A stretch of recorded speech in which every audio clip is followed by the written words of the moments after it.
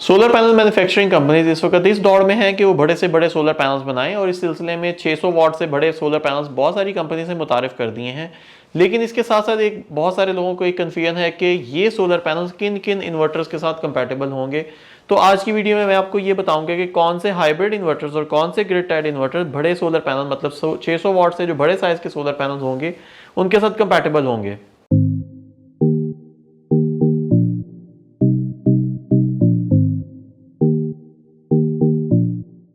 बिस्मिल्लाहिर्रहमानिर्रहीम। Smart solar के तमाम व्यूअर्स को वकास खलीक का सलाम।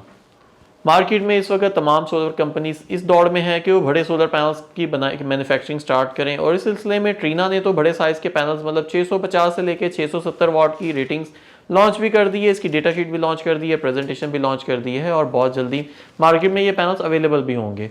इसके साथ साथ जिनको कैनेडियन और जे सोलर ये भी इस कोशिश में है कि वो बड़े सोलर पैनल्स को लॉन्च करें और बहुत जल्दी इनके भी बड़े साइज़ के सोलर पैनल्स मार्केट में आने वाले हैं। लेकिन इस बढ़ते हुए सोलर पैनल्स की साइजिंग के साथ साथ एक प्रॉब्लम यह है कि जो नए सोलर पैनल्स हैं इनकी करंट रेटिंग और इनकी वोल्टेज रेटिंग ये दोनों मुख्तलिफ हैं।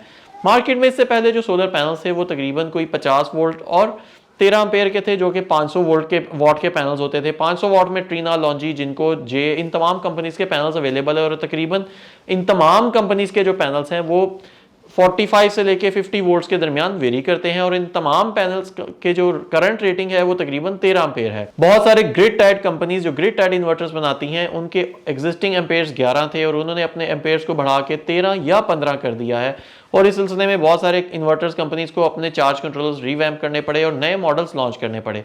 अभी ये नए मॉडल्स की मैन्युफैक्चरिंग जारी ही थी कि मार्केट में 670 वाट के पैनल्स आ चुके हैं और अब 670 के वाट के जो पैनल्स हैं इसमें जो ट्रीना ने अभी सबसे पहले पैनल लॉन्च किया है वो 45 वोल्ट्स और 18 एम्पेयर्स का है। मतलब इन्होंने जो नए पैनल्स मुतारिफ किए हैं उसमें करंट को ज्यादा बढ़ा दिया है और वोल्टेज को कम कर दिया है। पहले ये होता था कि वोल्टेज बढ़ते थे, उसके कॉरस्पॉन्डिंग एम्पेयर इतने ज्यादा इंक्रीज नहीं होते थे, लेकिन अब ट्रीना सोलर ने जो पैनल लॉन्च किए हैं 670 वाट के वो 45 वोल्ट्स और 18 एम्पेयर्स के लॉन्च किए हैं। इसी तरह से जो बाकी कंपनीज आएंगी, कैनेडियन, जिनको या जे है, ये भी ज़्यादातर जो कंपनीज होंगी वो 18 एम्पेयर के पैनल्स ही लॉन्च करेंगी क्योंकि जितने ज़्यादा एम्पेयर्स होंगे और वोल्टेज जितने कम होंगे उससे एक ही स्ट्रिंग के अंदर ज़्यादा नंबर ऑफ सोलर पैनल्स लग सकेंगे और उसकी वजह से एमपीपीटी रेंज को बढ़ाने के लिए ज़्यादा नंबर ऑफ पैनल्स एक ही एरे में जब आएंगे तो उसका फ़ायदा ये होगा कि बीओएस कॉस्ट कम होगी, मतलब वायरिंग कॉस्ट कम आएगी, ब्रेकर्स कॉस्ट कम आएगी और इस तरह की और बहुत सारी अलाइड कॉस्ट, इंस्टॉलेशन कॉस्ट भी कम आती है जब पैनल ज़्यादा होते हैं और उसके वोल्टेज कम होते हैं। तो ऑब्वियसली आपको वायरिंग की भी कम जो कैलकुलेशन में भी आपको वायरिंग की मद में भी बहुत सारी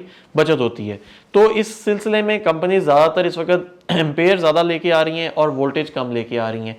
प्रॉब्लम ये आ रहा है कि जितनी भी ग्रिड टाइड मॉडल की कंपनीज थी इन्होंने अपने चार्ज कंट्रोलर को 13 या 15 पे रीवैम्प किया था या मतलब दोबारा नए मॉडल्स निकाले थे। अब इसके साथ ही 18 एम्पेयर की चार्ज कंट्रोलर वाली कंपनीज आ चुकी हुई हैं। तो अब 18 एम्पेयर के अंदर इस वक्त मार्केट में मौजूद बहुत कम ग्रिड टाइड इन्वर्टर्स हैं जो कि 18 एम्पेयर के चार्ज कंट्रोलर को सपोर्ट करते हैं। ग्रिड टाइड में स्मार्टिक एक ऐसा मॉडल है जो कि बड़े साइज के पैनल को सपोर्ट करेगा। इसमें 670 वाट के पैनल्स आप इजीली लगा सकेंगे। इसी तरह से नॉक्स एक ऐसी कंपनी है जिसके चार्ज कंट्रोलर जो कि चार्ज कंट्रोलर 17 एम्पेयर का है और अगर 18 एम्पेयर का पैनल है तो चलें एक आधा एम्पेयर तो लॉसेस में भी कवर हो जाता है। पैनल हमेशा 18 एम्पेयर का जो पैनल होता है वो 18 एम्पेयर नहीं देता, थोड़े बहुत लॉसेस होते हैं, तो नॉक्स का इन्वर्टर भी इसके साथ कंपैटिबल हो जाएगा। उसके बाद आ जाता है सोलिस का जो पुराना मॉडल था वो 11 एम्पेयर का था, लेकिन सोलिस का जो नया मॉडल है, अपग्रेडेड मॉडल, वो 22 एम्पेयर का है। तो 22 एम्पेयर के चार्ज कंट्रोलर के पैनल इन्वर्टर के साथ भी ये पैनल सपोर्ट होंगे। बाकी आ जाता, ये मैं आपको वो तमाम इन्वर्टर बता रहा हूँ जो 10 किलोवाट, 15 किलोवाट या 20 किलोवाट की रेटिंग में आते हैं। इस सिलसिले में गुडवी या ग्रोवाट के जो इन्वर्टर्स होंगे वो बड़े पैनल्स के साथ सपोर्टेड नहीं होंगे। इन कंपनीज को अपने इन्वर्टर्स रीवैम्प करने पड़ेंगे, दोबारा बनाने पड़ेंगे, नए मॉडल्स लॉन्च करने पड़ेंगे। स्मार्टिक का इन्वर्टर तमाम लेटेस्ट पैनल्स को सपोर्ट करता है। आप इन्वर्टर अगर लगाएंगे तो 5 इयर्स वारंटी के साथ भी आता है।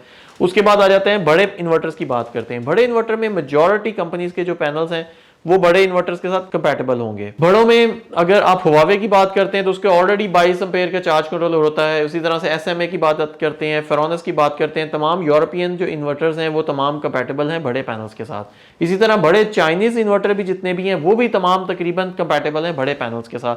तो बड़े रेटिंग में कोई इतना प्रॉब्लम नहीं है। प्रॉब्लम आती है सिर्फ छोटे रेटिंग्स के अंदर। छोटों में गुडवी, ग्रोवाट, जैसे मैंने आपको पहले बताया, कंपैटिबल नहीं होंगे। तो अब आ जाते हैं हाइब्रिड की तरफ। ये तो थी बात जो मैंने अभी तक आपको बताई है, वो ग्रिड टाइड इन्वर्टर की बात बताई है। Grid tied inverter net metering के लिए इस्तेमाल होते हैं, वापडा बंद होने पे बंद हो जाते हैं। लेकिन हाइब्रिड इन्वर्टर बहुत सारे ऐसे एरियाज हैं जहां पे लोड शेडिंग है, वहां पे पॉपुलर है। तो और ज्यादातर ऐसे एरियाज जहां पे नेट मीटरिंग अवेलेबल नहीं है, वहां पे भी ग्रिड टाइड इन्वर्टर नहीं लगते, वहां पे हाइब्रिड इन्वर्टर लगते हैं। हाइब्रिड इन्वर्टर में VM2 मॉडल है, रिकार्डो मॉडल है। अगर आप टेस्ला के इन्वर्टर की बात करते हैं तो टेस्ला में जितने भी इन्फिनी मॉडल, VM2 मॉडल, क्राउन की बात करते हैं VM2 इन्फिनी मॉडल, इन्वेरेक्स में आ जाते हैं एरोक्स मॉडल। ये तमाम मॉडल्स जो हैं इनके चार्ज कंट्रोलर्स 20 एम्पेयर से ज्यादा होते हैं या मिनिमम 18 एम्पेयर के होते हैं। तो ये तमाम पैनल्स बड़े पैनल्स को सपोर्ट करेंगे, इनको कोई प्रॉब्लम नहीं आएगा। बात आती है अगर नाइट्रॉक्स की, तो नाइट्रॉक्स ने अपने चार्ज कंट्रोलर को 11 से इंप्रूव करके तकरीबन कोई 16 पे लेके गया था।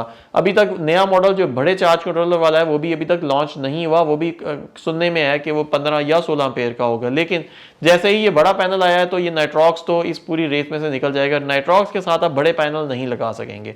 टेस्ला का जो 2021 मॉडल है ये 20 एम्पेयर प्लस का चार्ज कंट्रोलर है, तो इसके ऊपर इजीली 18 एम्पेयर वाला पैनल लग जाएगा। एक ही स्ट्रिंग में आप 10 पैनल्स को लगाएंगे तो आप इजीली टेस्ला के चार्ज कंट्रोलर के साथ अपने इन्वर्टर या टेस्ला के इन्वर्टर के साथ अपने पैनल को लगा सकेंगे।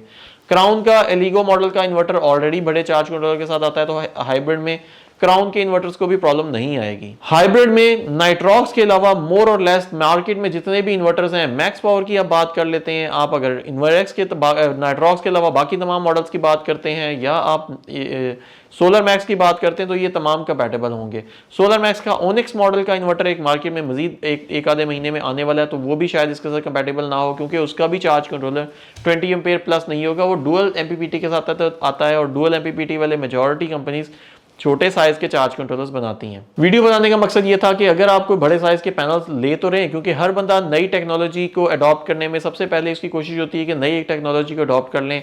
400 वाट के पैनल के बाद 500 वाट के पैनल आए, 500 के बाद अब 600 के वॉल आए हैं, तो हर बंदे की कोशिश ये होगी कि 600 वाट के पैनल लगाएं। लेकिन ये ज़रूरी है, ये जानना ज़रूरी है कि आपके बड़े साइज़ के पैनल क्या आपके इन्वर्टर के साथ कंपैटिबल हैं भी या नहीं है। तो इन शॉर्ट मैं आपको समराइज़ करके बता दूं कि मेजॉरिटी ग्रिड टाइड के जो बड़े इन्वर्टर्स हैं उनको अंदर प्रॉब्लम नहीं आएगी, इंडस्ट्रियल सेक्टर में प्रॉब्लम नहीं आएगी, कमर्शियल इंडस्ट्रियल जो बड़े सिस्टम्स हैं वहाँ पर प्रॉब्लम नहीं आएगी। छोटे ग्रिड टाइड इन्वर्टर के मेजॉरिटी मॉडल्स सपोर्टेड नहीं है, चंद एक मॉडल सपोर्टेड है जो मैंने आपको बता दिए। ऑफ ग्रिड या हाइब्रिड इन्वर्टर्स में किसी इन्वर्टर में ऐसा प्रॉब्लम नहीं है। नाइट्रॉक्स या ओनिक्स का जो नया मॉडल आने वाला है उस दोनों के अंदर प्रॉब्लम आएगी। बाकी तमाम ऑफ ग्रिड हाइब्रिड इन्वर्टर्स बड़े साइज के पैनल्स के साथ कंपैटिबल हैं, बल्कि इनकी कंपैटिबिलिटी के चंद एक इश्यूज होते थे जो कि 500 वाट के पैनल्स के साथ थे, लेकिन 600 वाट के पैनल्स के साथ कोई ऐसा इशू नहीं आएगा।